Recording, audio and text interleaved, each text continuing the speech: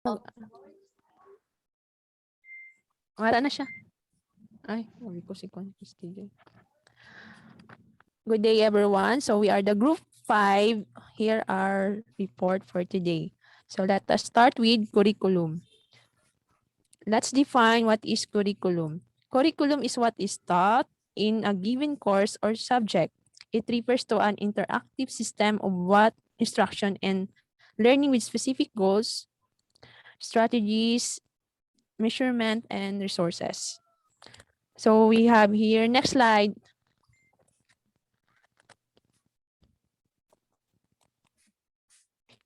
In Philippines, we have educational levels. First, we have a basic education. Here in basic education, we have here from kinder to grade 6 to secondary, grade 7 to grade 10, and junior high school or senior high school rather. So this one is under the government, which is Department of Education or DepEd. Second, we have here technical vocational education. We have here the post-secondary technical vocational educational and training taken care by Technical Education and Skills Development Authority or TESDA. So this one is they undergo a different training after you finish your senior high in the senior high department. So the TESDA is giving different skills in what track you are choose. Last, we have here higher education. This includes the baccalaureate or bachelor degrees and graduate degrees or master's and doctorate. Next slide.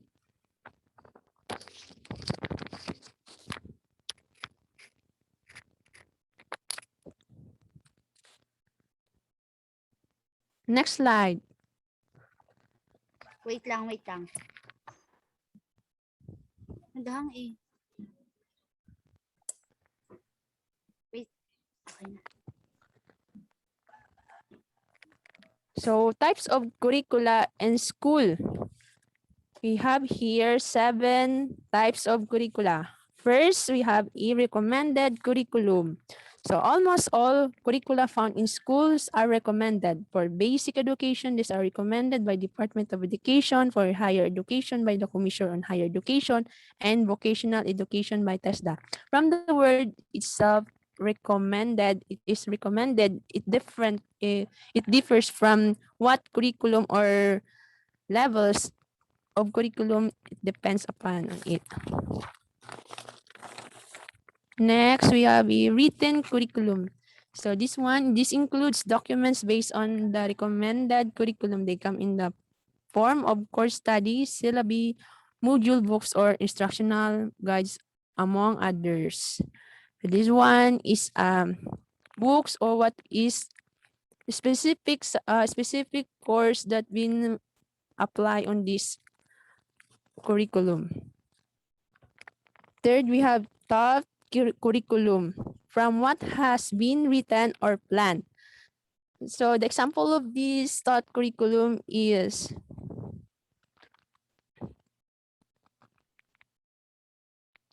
the strategy that been used of the teachers or the different approach.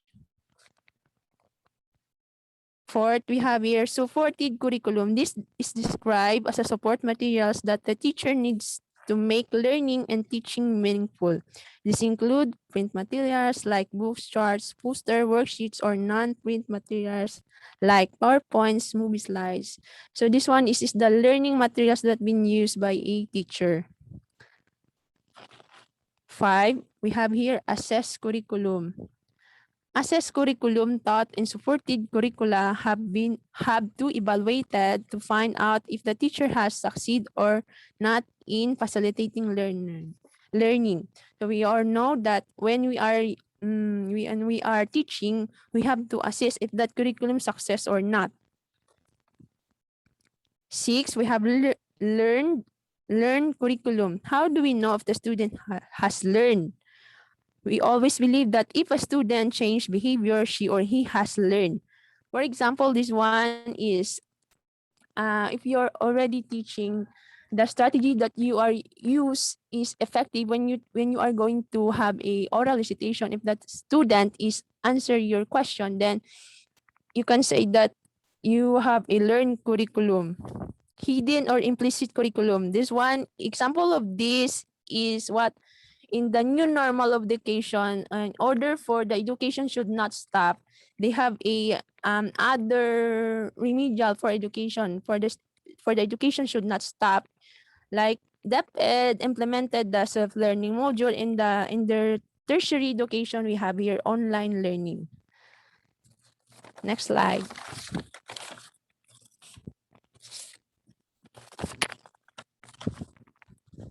Next slide.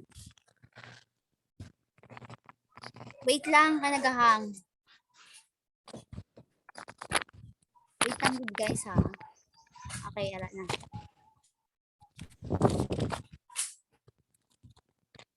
So teacher as the curriculist. Who is the curriculist? A person who is involved in curriculum knowing, writing, planning, implementing, evaluating. So we have here a teacher as curriculist. So let us know. Number one is knows the curriculum. So learning begins with knowing. The teacher as a learner starts with knowing about the curriculum, the subject, matter, or the content. So alam naman natin is before we are going to teach, we are going first to explore the curriculum. What is the content or how we are going to begin on it. Second is writes the curriculum. A classroom teacher takes record of knowledge, concept, subject matter, or content. So this one, the teacher will going to be a writer of a curriculum. Third, plans the curriculum. A good curriculum has to be planned. It is the role of a teacher to make a yearly, monthly, or daily plan of the curriculum. So in the plans the curriculum, the teacher will going to be the planner of the curriculum. Fourth, initiate the curriculum in case where the curriculum is recommended to the schools from DepEd, test the UNESCO, UNICEF, or other educational agencies for improvement quality education. So the teacher we going or in the other department of the education, they are going to be the initiator of the curriculum. Fifth, innovates the curriculum. Creativity and innovation are hallmarks of an excellent teacher. So the teacher we're going to or the curriculist is the innovator of the curriculum. Six, implements the curriculum. The curriculum that remains recommended or written will never serve its purpose. So the teacher will going to be the implementer or the curriculist will going to be the implementer of curriculum. Last, evaluates the curriculum. How can one determine if the desired learning outcome has been achieved? Is the curriculum working? Does it bring the desired result? So this one is, they are going to evaluate the curriculum, it is succeed or failed.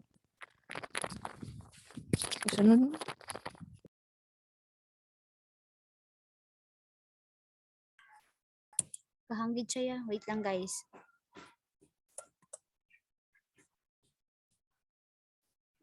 Wait lang gid.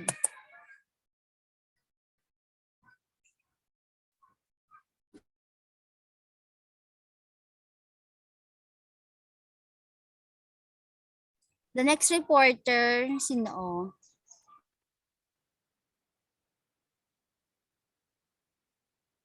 Al, ikaw na Al.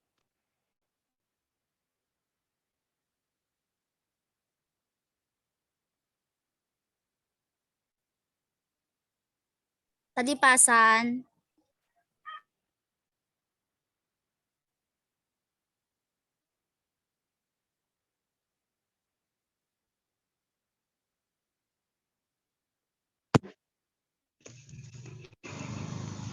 Talipasan. Yes, wait lang. The teacher as knower of the curriculum. A teacher includes all of the experiences that individuals learner have in a program of education whose purpose is to achieve broad goals and related specific objectives which is planned in terms of framework of theory and research or past and present professional practice, according to Haas 1987. So the curriculum from traditional point of view. The traditional point of view of curriculum were advanced by Robert Hutching, Arthur Bestor, and Joseph Schwab. Number 1.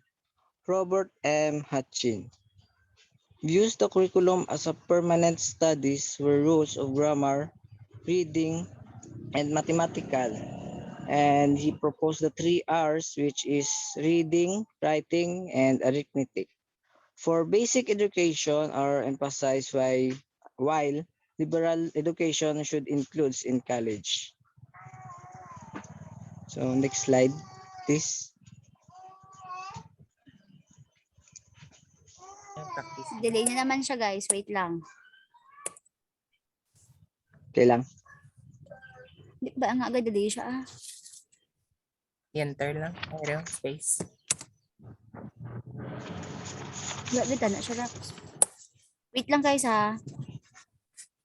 Baka na bulag. Sige. Hindi siya ma-next. Ano nga ba lagi ni ano na show yung laptop. Okay, ara na. Ay, cellphone. Ay, ano, PC. Sorry, doon sa brand. Ilang. So number 2, Arthur Bestor. So Arthur Bestor believes that the mission of the school should be intellectual training and curriculum should focus on the fundamental intellectual discipline of grammar, literature, and writing. It should be include mathematics, science, history, history and foreign languages. Number 3, Joseph Schwab. Joseph Schwab thinks that the sole source of curriculum is a discipline, those the subject areas such as science, mathematics, social studies, English, and etc. In college, academic disciplines are labeled as humanities, science, science language, mathematics, and he coined the word discipline as ruling doctrine for curriculum development. Next slide.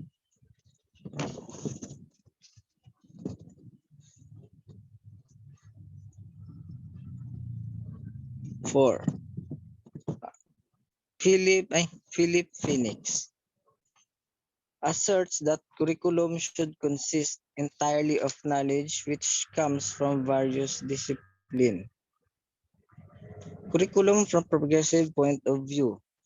On the other hand, a listing of school syllabi assures that the study and specific discipline ideas not make a curriculum. A progressive views of curriculum is the total learning experiences of the individuals. So let us look into how the curriculum is defined from a progressive point of view. So number 1, John Dewey. John Dewey believes that education is experiencing. Reflective teaching is a means that unifies curriculum elements that tested by application. Number 2, Pauline Caswell and Ken Campbell. Pauline Caswell and Ken Campbell viewed curriculum as all experiences children have under the guidance of teachers.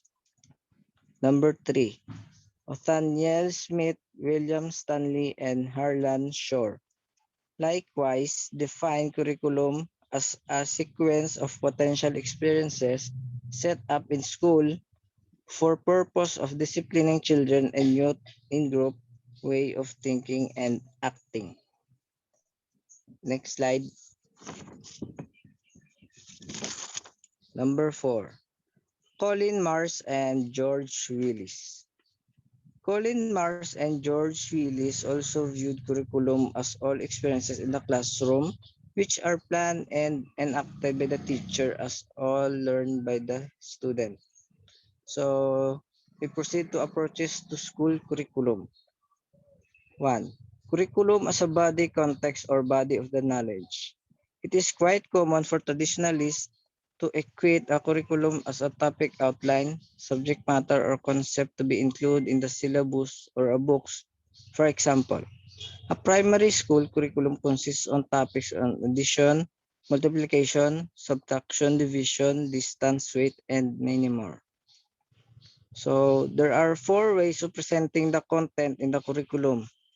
These are topical approach. Topical approach where much content is based on knowledge and experience are included. Number two, content approach. Content approach with fewer topics in the cluster around major and sub-concepts and their interaction with relatedness emphasized. Next slide.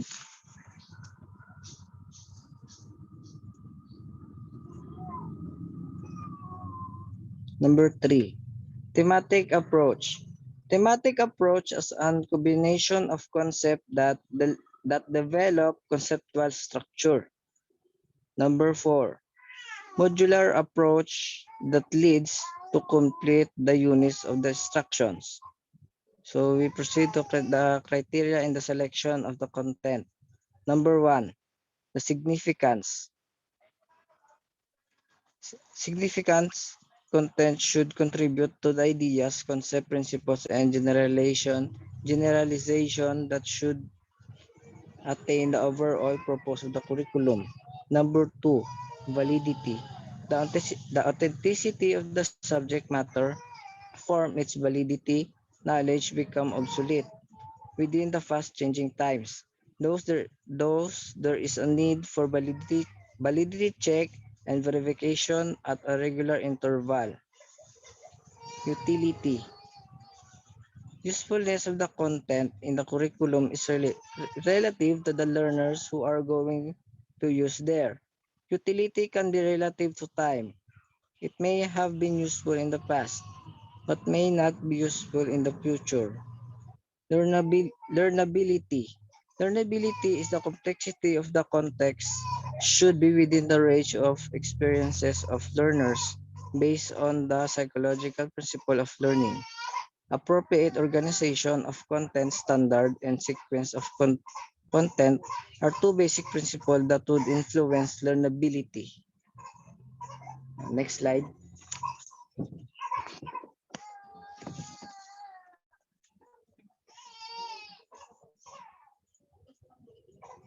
Number five, feasibility. Feasibility, can the subject content be learned within the time allowed? Resources availability, expertise of the teachers, and the nature of learners are the content of learning which can be learned beyond the formal teaching learning management. Number four, interest. Will the learners take interest in the content? Why are the content meaningful? What value will the content have in the present and future life of the learners? So we proceed to basic principle of curriculum. 1. Balance. Content should be fairly distributed in depth and breadth. Number 2. Articulation. Articulation is the content complexity progress in the educational levels vertically and horizontally across the same discipline smooth or bridging should be provided. Number 3. Sequence. The sequence is the logically arrangement of the content refers to a sequence of order. This can be done vertically or deepening the content on horizontally for broadening the same content. Integration. Integration content in the curriculum does not stand alone or isolation. It has some ways of relatedness, of connectedness to the content, to other content. Continuity. Content when views as curriculum show continuously from its before to where it's to where it is now and where it will be in future. It should be perennial. Next slide.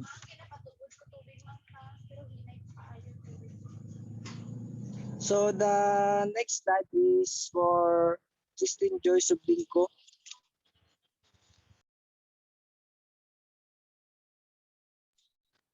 Curriculum development process model. Number 1, Ralph Taylor model. Curriculum development process. Number 1, curriculum planning. Consider the vision, mission, and goals. It is also include the philosophy or strong education belief of content. The selection and organization of planning. Number 2, curriculum designing is the way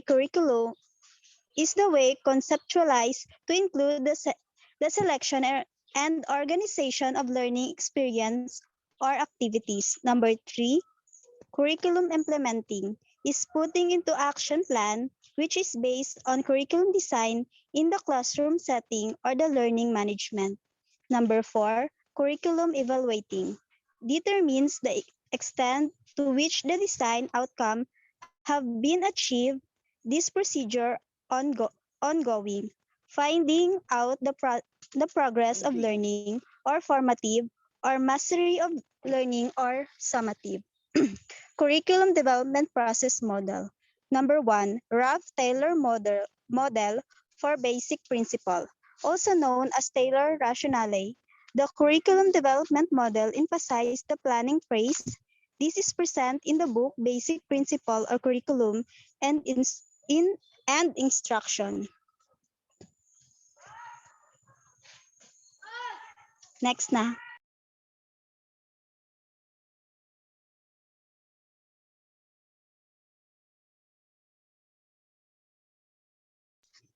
Number 1, goals, objective, and domain. Curriculum planner begins by specifying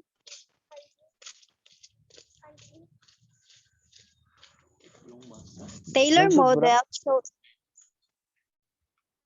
Yul, ano to? Tama na siya, sobrahaw. Wait lang. O sige, ara na. Tama na, tama na.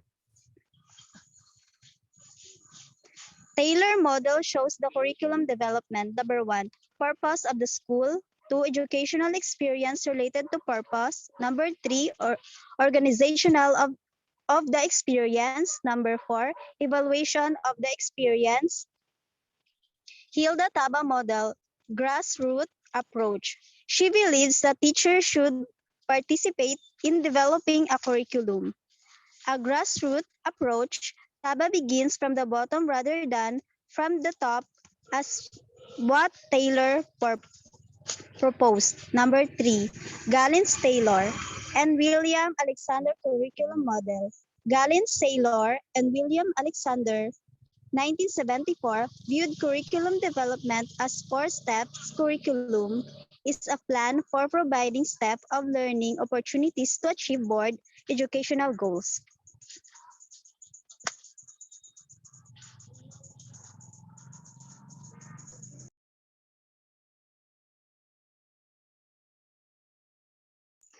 Number 1, goals, objectives, and domain.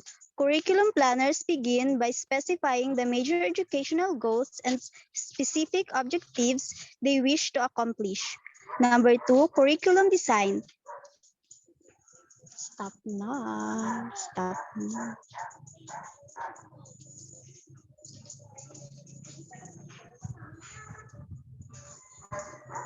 Continue na, Day. Number 2, sige, curriculum design. Designing curriculum follow after appropriate learning opportunities are determined and how each opportunities is approved.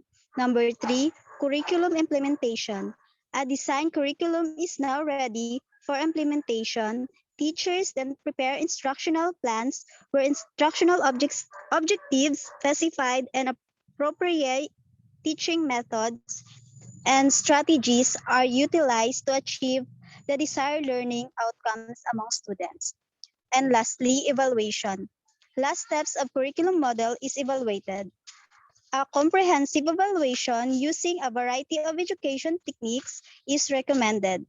It should involve the total educational program of the school and the curriculum plan.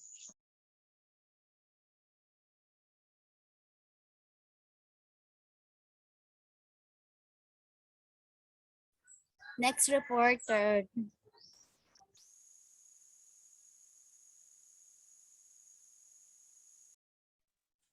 Module 3, the teacher as a curriculum designer.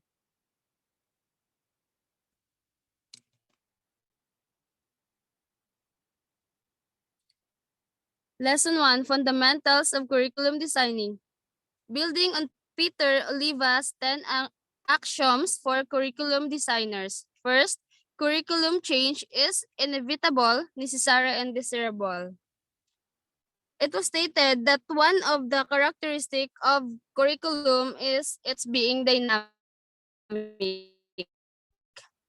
Number 2, curriculum is a product of its time. A relevant curriculum should respond to changes brought about by current social forces, philosophical positions, psychological principles, new knowledge, and educational reforms. Number 3, curriculum made earlier can exist concurrently with newer curriculum changes. It is a revision in a curriculum starts and ends slowly. Number 4, curriculum change depends on people who will implement the change. Because the teachers are the implementers of the curriculum, it is best that they should design and own the changes. Number 5, curriculum development is a cooperative group activity. Group decisions in some aspects of curriculum development are suggested. Number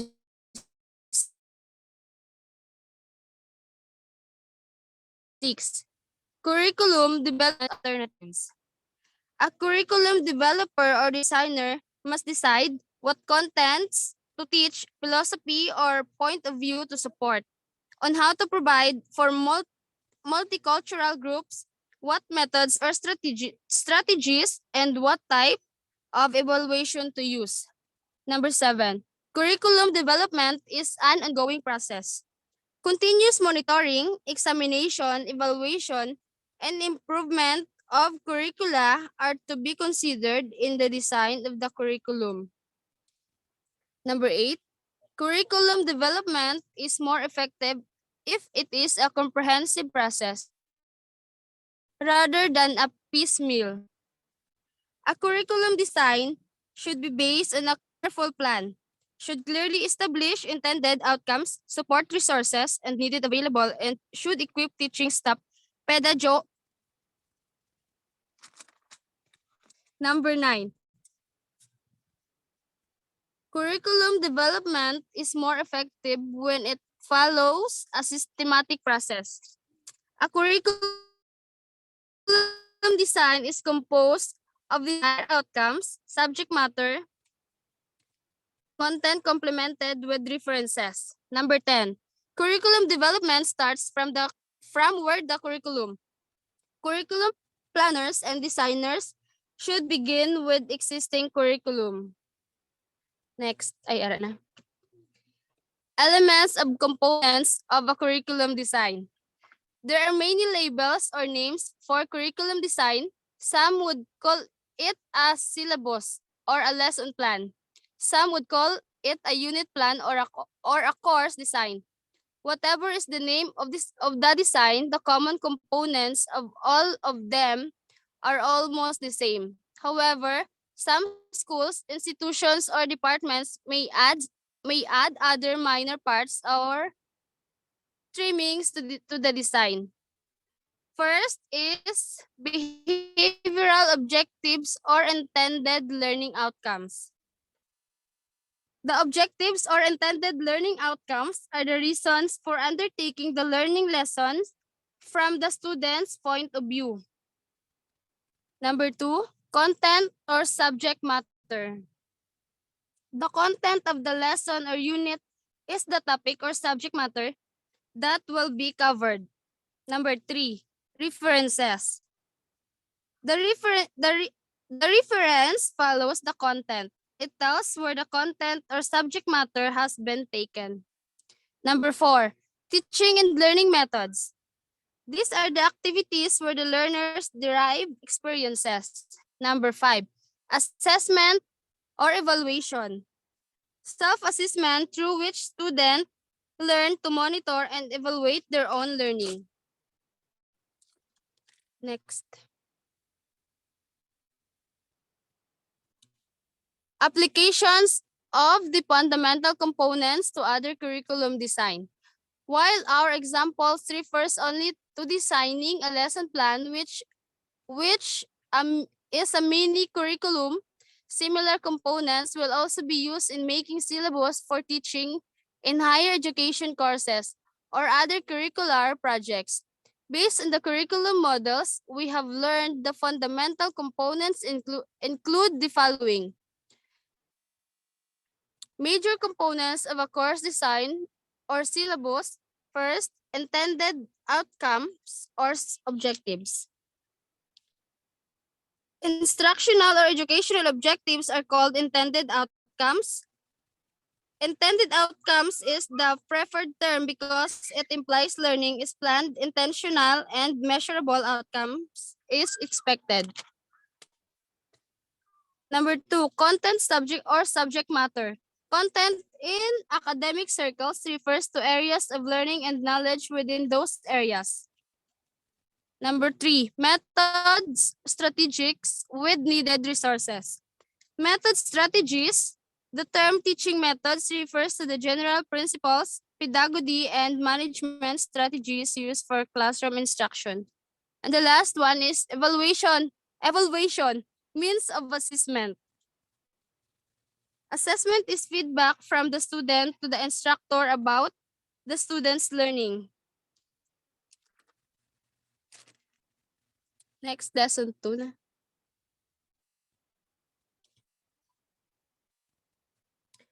Lesson 2, approaches to curriculum designing. Types of curriculum designs model.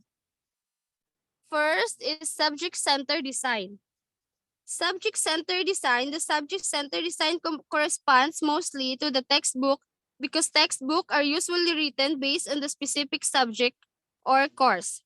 And the for example of subject-centered design is subject design, discipline design, correlation design, broad field design, and interdisciplinary. Number 2, learner-centered design. Learner-centered design.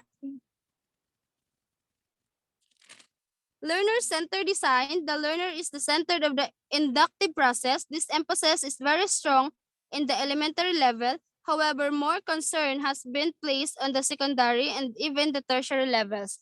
And the 3 examples of this learner-centered design is first, child-centered design, experience-centered design, and humanistic design. And the last one is problem-centered design. Generally, problem-centered design draws on social problems, needs, interest, and abilities of the learners. Various problems are given emphasis. And the 2 examples of the problem-centered design is life situations design and core problem design. Okay na.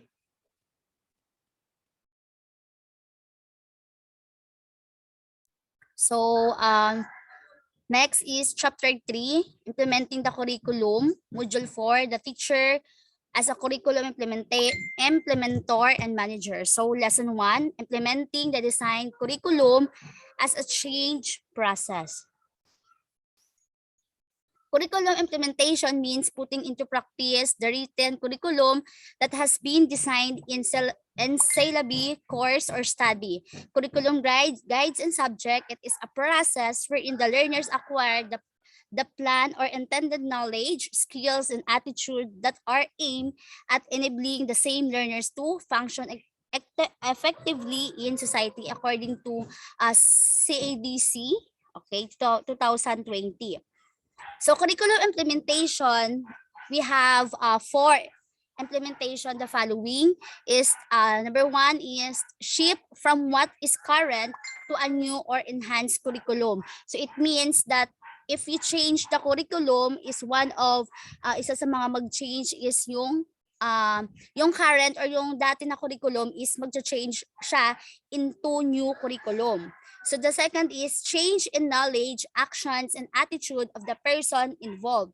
So in the curriculum, pag nag-change ka ng curriculum, mag-iiba din yung knowledge, actions, and attitude of the person na kung saan na nakalagay doon sa curriculum. Yun yung isa sa mga mag-change sa curriculum. The third is change in behavior using new strategies and resources. Again, pag nag-iba yung curriculum, mag-iiba din yung behavior using new strategies and resources. The last is change which requires effort, hence goals should be achievable. Yun, pag nag-change ka ng curriculum, the main goal or the main reason mo is to achieve the goals na sa curriculum guide. Okay, next is we always remember that implementation should bring the desired change and improvement according to Locke and Lieberman, year 1983. Hindi lamang nag-implement ka ng new curriculum it because gusto mo lang, but then again, nag-implement ka ng curriculum because you should bring the desire and change and improvement. Yun. So next is we have the categories of curriculum changes according to Macknell in 1990, categorized curriculum change as following. So number 1, substitution. The current curriculum will be replaced or substituted by a new one. Sometimes we call this a complete overhaul. Okay, when we say substitution, from the word itself, pag may new curriculum, pag may bago, yung mga dati na curriculum is mare-replace siya into new one. Okay, next is alteration. So according to its definition, there is a minor change to the current or existing curriculum. Like for example, this is yung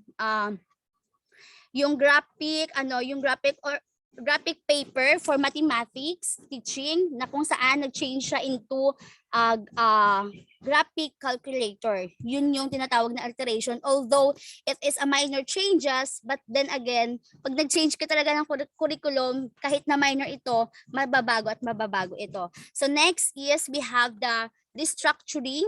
Okay, building a new structure would mean major change or modification in school system, degree program, or educational system. Okay, when we say restructuring, it is a building a new structure. Okay, so from the word itself, it is very understandable. Okay, number 4, perturbation. These are the changes that are disrupted, but teachers have to adjust to them within a fairly short time. So, according dito sa example, like for example, ang principal is nagkaroon siya ng emergency or like changes na agad-agad. So, the teacher is one of the nag-a-adjust kung ano pa ba yung mga gagawin nila para ma-achieve yung mga sa baga on the spot na mga activity or mga school curriculum na gina-implement sa ida na school. So next is value orientation. According to Macknell, this is a type of curriculum change. Perhaps this clarification will respond to shift in the emphasis that the teachers provide which are not within the mission or vision of the school or vice versa. So value orientation is very important then when you are implementing or when you are changing the curriculum, the value and orientation. The next is, okay, in the process of change may contain 3 important elements. So this is the most important process of changes in curriculum. The first one is the developmental. So according to its definition, na yung developmental is the sense that should develop multiple perspective, increase integration, and make learning autonomous, create a climate of openness and trust, and appreciate the affirmed strength of the teacher. There should be teacher support in trying new tasks, reflection on the new experience and challenges. The second is we have the participatory. So for curriculum implementation to succeed, it should be participatory, especially because other stakeholders like peers, school leaders, parents in curriculum, specialists are necessary. So characteristic of teacher style, commitment, willingness to change, skills, and readiness are critical to implementation. So the last is the supported. So curriculum implementation is required in the process of change. It is support of material like school supply, equipment, and conductive learning development like classroom and laboratory. And also it includes the other needs of the school that needs support. So next slide tayo is, we should always remember this when we are implementing the curriculum. Support from peers, principal, external, stakeholders will add to the success of implementation. When teachers share ideas, work together, solve problems, create new materials, and celebrate success, more like that curriculum implementation will be welcome. So lahat-lahat ng mga steps or mga process is ang kalalabasan niya is yung tinatawag natin na success ng isang curriculum. So the next slide is lesson 2. Okay? Ate Tien. Ate Christine Oy. Are you there? Intended learning outcomes, or ILO. These are the desired learning that will be the focus of the lesson. Learning outcomes are based on taxonomy of objective presented to us as cognitive, affective, and psychomotor. Bloom's taxonomy has revisited by his own student Lauren Anderson and David Cropwool. Let us study both in the comparison below. So intended learning outcome, this one is our objectives in our lesson plans. Next slide, please.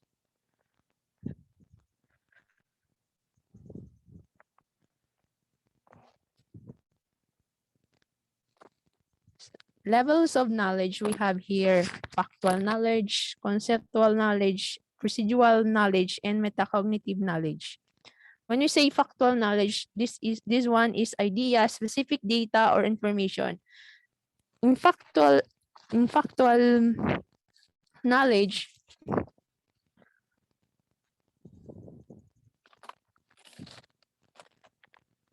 this is the basic information about the particular subject or discipline that the student must be acquainted with. So this one, from the word factual knowledge, this one is kinukuha nila ito sa in specific subject or iba't ibang libro.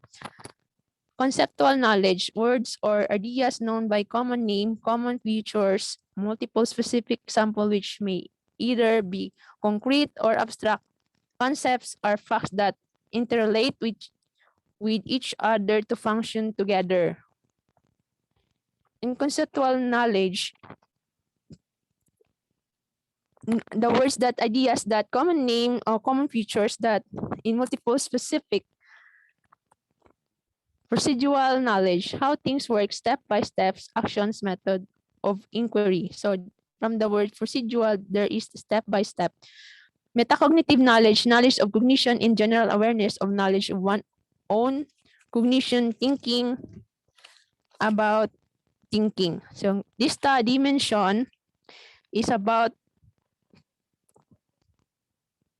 in content knowledge also that person with ability to evaluate the difficulty of tasks related to their overall performance.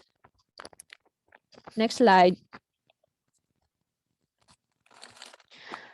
Intended learning outcomes. Okay. So to be continued, intended learning outcome or ILO should be written in smart way: specific, measurable, attainable, result-oriented, outcome, and time-bound. So the first one, according to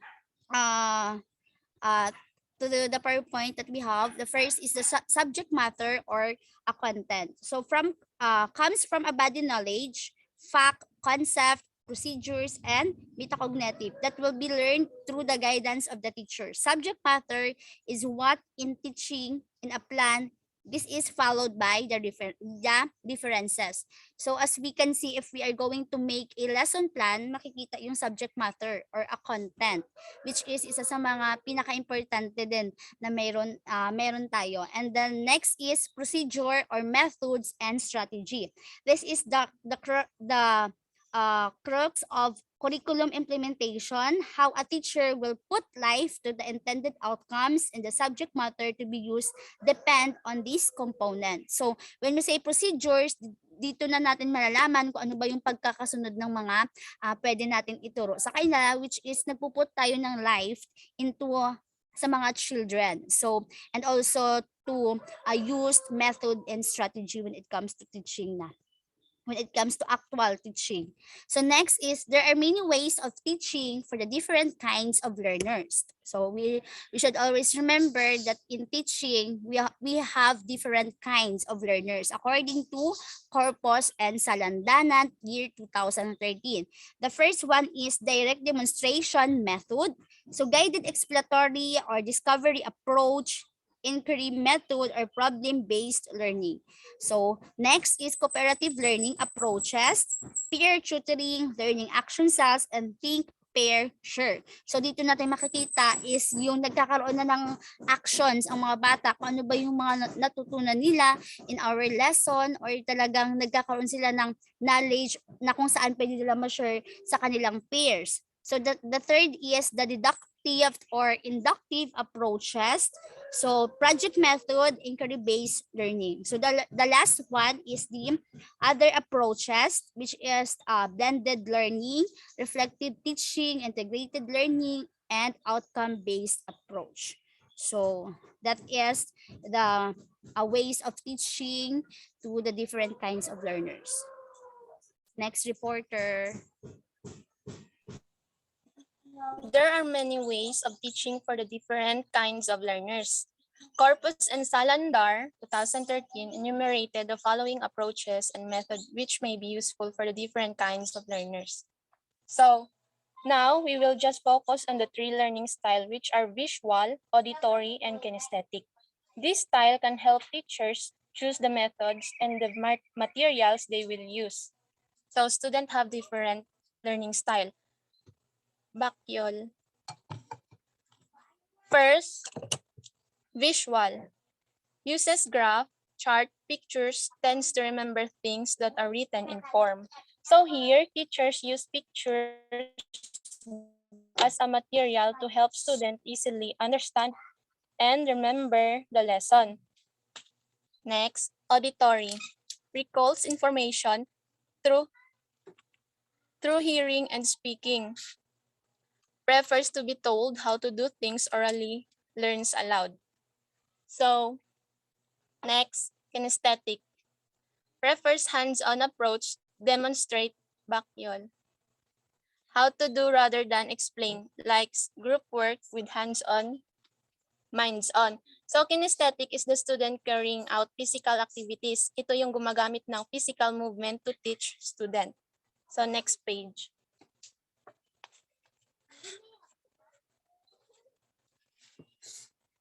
Teaching and learning must be supported by instructional materials or IMS. Instructional materials should complement visual, auditory, some guide of learning style.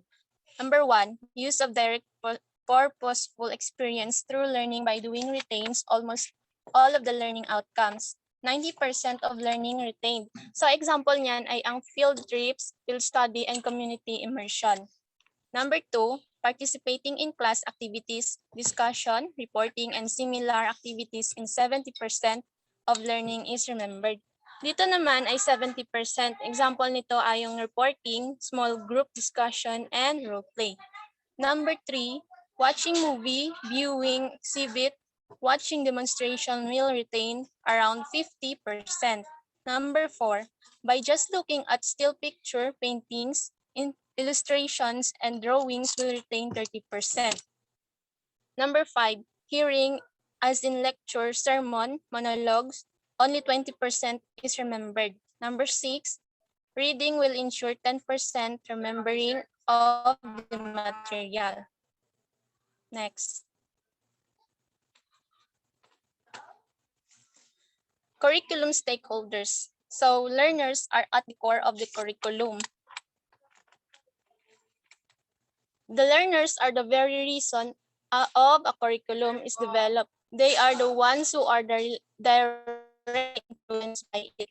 So first, teachers are the curricularists. Teachers are stakeholders to plan, design, teach, implement, and evaluate the curriculum. No doubt, the most important person in the curriculum implementation is the teacher. So teacher are the curricularist. Teacher is a curriculum maker. He or she writes a curriculum daily through a lesson plan, a unit plan, or a yearly plan. The teacher designs, enrich, and modifies the curriculum to suit the learner's characteristics.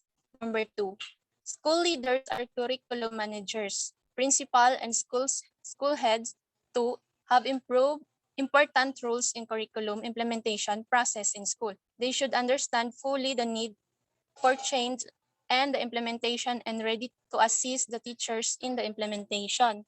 So there is always a curriculum managers or school administrator. They supervise curriculum implementation, select and recruit new teachers, admit students, procure equipment and materials needed for effective learning. They also plan for the improvement of school facilities and physical plan. Number 3, parents partner. Decided student, teacher, and school administration play an important role in curriculum implementation. So parent, it simply means that the parents are the best supporters of the school, especially because they are the one paying for the child's education. Parents influence curricula to include instructional materials and school activities in grade, such that success of curricula would somehow depend on their support. Next. So last one, community as the curriculum resources and a learning environment. All the barangay leaders are other citizens and residents of the community have a stake in the curriculum. It is the bigger school community that becomes the venue of the learning. The rich natural and human resources of the community can assist in educating the children. The community is the reflection of the school, and the school is the reflection of the community. The community members may provide materials in the existing local community can very well substitute for what are the needed to implement the curriculum. They can provide local and indigenous knowledge in the school curriculum.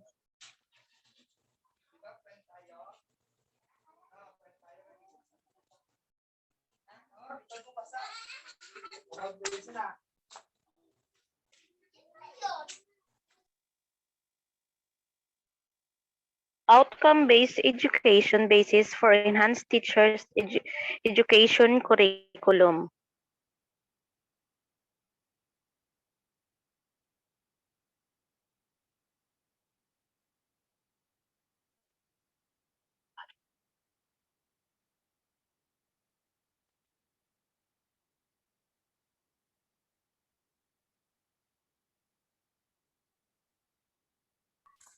Proceed na ate po, ate.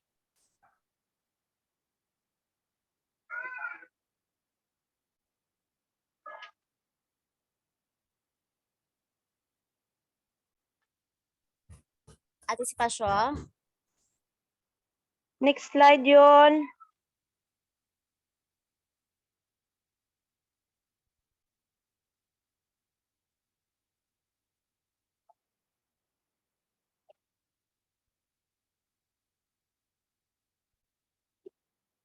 Ara na ate.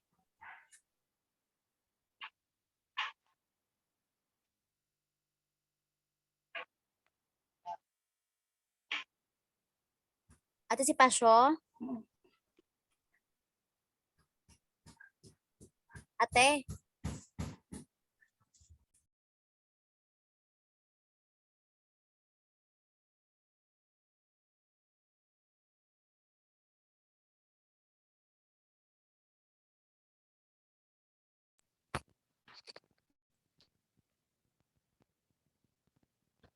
Next slide na yun, be. Ano na kay Sulan?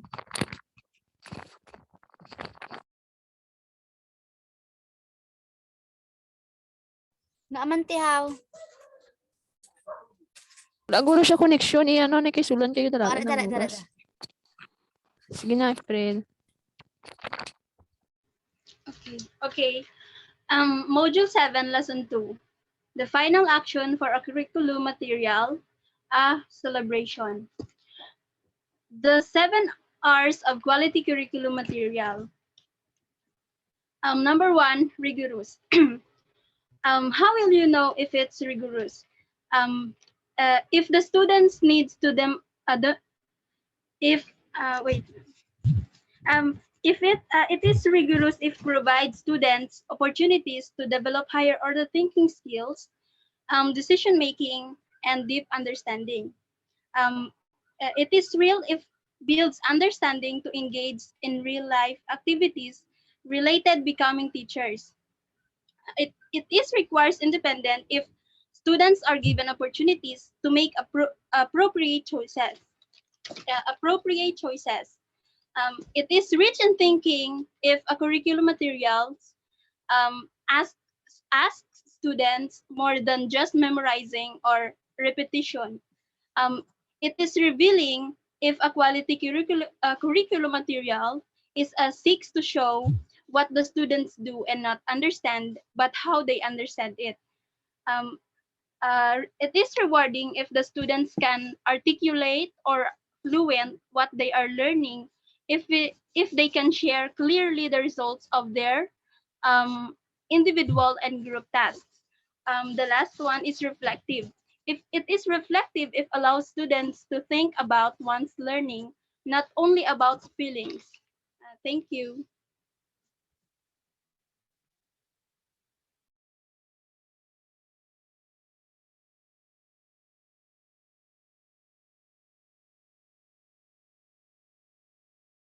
So those are the reporters of Group 5, which is talk about the curriculum. So so continue for for Ate Sipasyo. Ate Sipasyo, ara ka?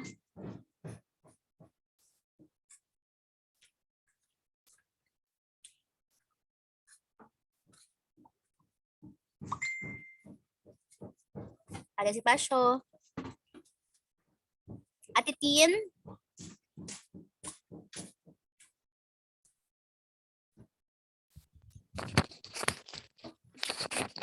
Wala pa siya. Wala, continue na lang nato ni work ni iya. Module 6.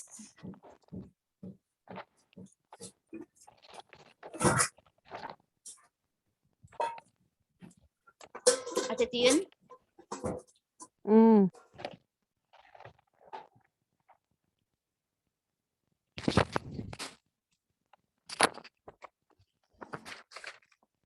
So outcomes-based education, basis for teacher preparation curriculum. So this one is the definition. Among the many advocates of OBE in the early years was William Spady, 1994. He defined OBE as clearly focusing and organizing everything in educational system around the essential for all the students to do successfully at the end of the learning experience.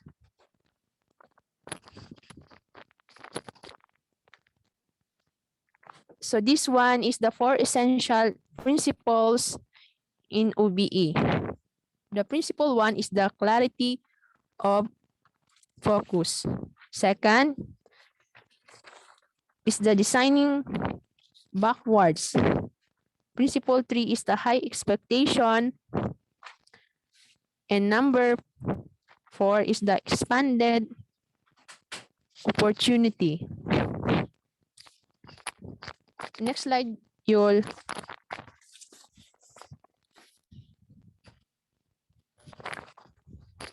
In OBE, students are responsible for their own learning and progress. Nobody can learn from the learners. So they are the responsible for their learning. So this OBE is ito yung kumbaga yung mga outcomes, yung mga learning outcomes ng mga students. Next slide.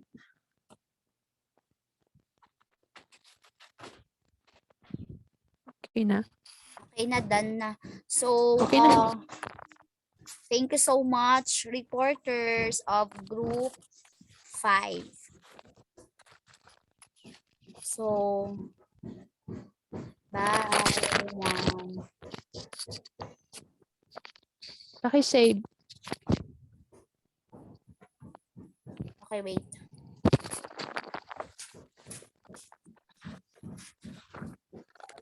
Para naman ito pa.